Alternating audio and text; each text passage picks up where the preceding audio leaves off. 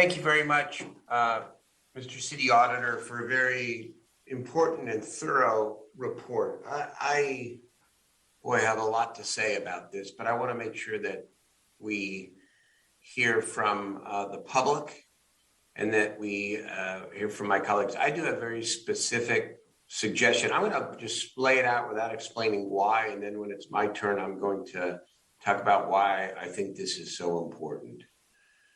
The Police Review Commission needs a full-time executive officer, either a new position or filling a vacant position, but somebody who works exclusively with and for the commission itself. And I think if we do that, many of these concerns expressed in the audit and the recommendations put forward by the auditor will be fulfilled. Absent that, if we keep trying to staff the commission in let's call it hybrid ways, I think we're going to be round and round and round again and again with this same problem. So I want to explain to you why, but I'm going to just put that out there for people to think about and then turn it over to, I see Mario Guerrero here. So, but Councilmember Vang is also asking the question that maybe we can't answer today. And that is, other than the 7 recommendations that we plan to bring forward in the month of March that have already been analyzed, if you will, by the city staff, we still have to determine how the existing recommendations are going to come forward, especially if it's going to take a little bit more time for the PNPE committee to develop its protocol, so to speak, for how it wants to deal with recommendations from not just the police commission, but from other commissions. So that's still to be determined, Councilmember. And maybe that leads, if you don't mind, to why I feel so strongly about this personnel issue. This whole system of government that we have, and I'm beyond trying to change it, but this whole system of government that we have is dependent upon collaboration and cooperation between the various centers of power. And thankfully, because of the personalities here involved, we have that, and I'm grateful for that. But I think if we're really honest about it, especially when it comes to this Police Review Commission, we will admit collectively that if we want to identify the problem, we all need to look in the mirror because it is us. And what do I mean by that? First of all, I do think that we unconsciously, as a city organization, sometimes chafe at the idea of oversight. Oversight is uncomfortable, but it's also essential. And when the city council, prior to my becoming mayor, put this all forward, the intention was to have the Police Review Commission provide policy-related oversight, even if it is uncomfortable and sometimes critical of the city. That's just the way that it is and the way it has to be, with the constructive intention of helping us be better and improve our policies and our practices.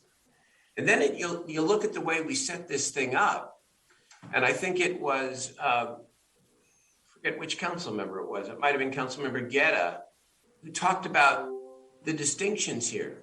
OPSA, in my recollection of the brief history, was never intended to be an entity to make policy recommendations to the city council, at least in the broad sense.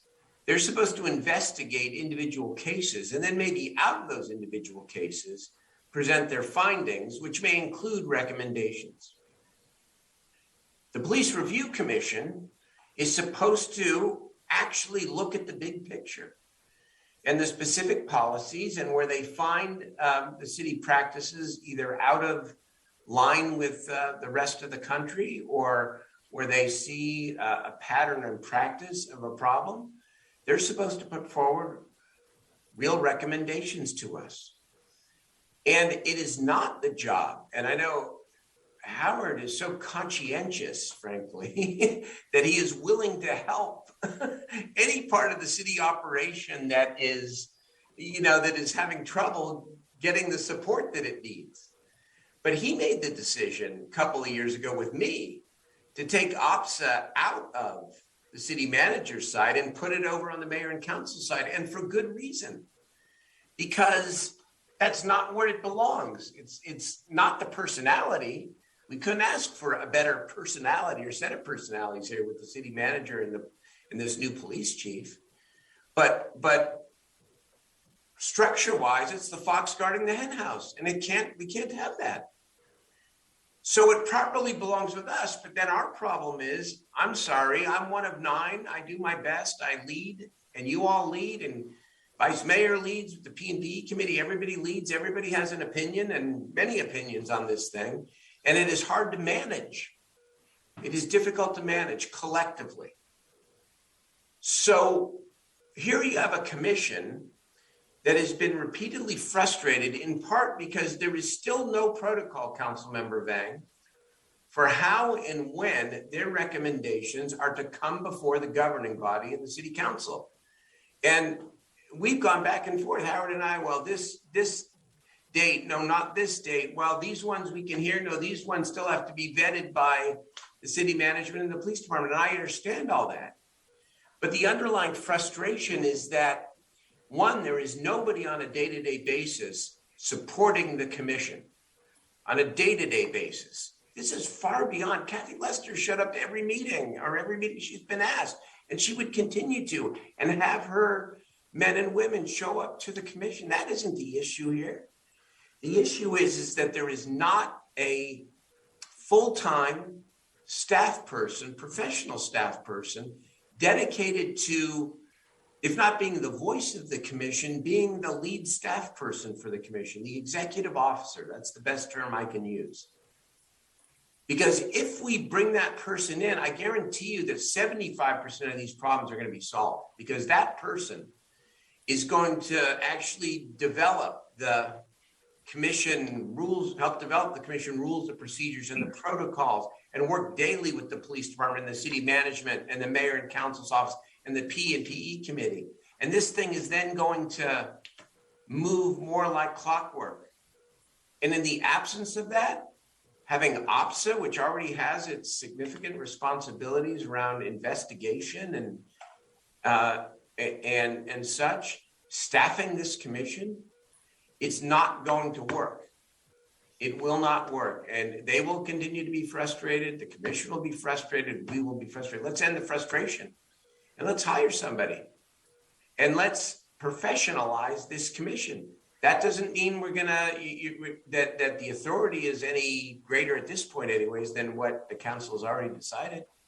And then working with Vice Mayor Ashby, I think the only thing I might have a small distinction about in terms of the reporting of recommendations with this commission, it may be better to report more than annually.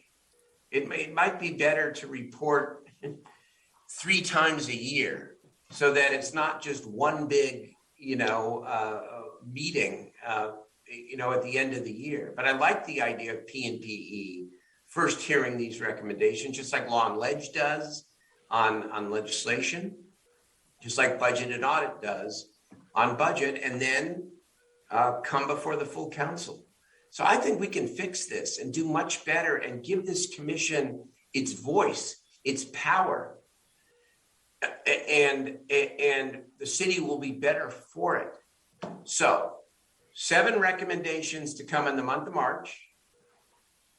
We've got to work it out with the city manager and the police department and the commission about the other recommendations. And in fairness to the commission and the community, actually agree upon and define a timeline for those other recommendations. In the meantime, when the P&PE committee is ready to present its formal recommendations, we can fold that into how we move forward protocol-wise. And then I would ask Councilmember Harris, I don't know if it's necessary to include in your motion, but it wouldn't hurt to add the direction to begin working with HR, as the Vice Mayor said, to develop the specs for the hiring of a leader an executive officer type to staff this commission.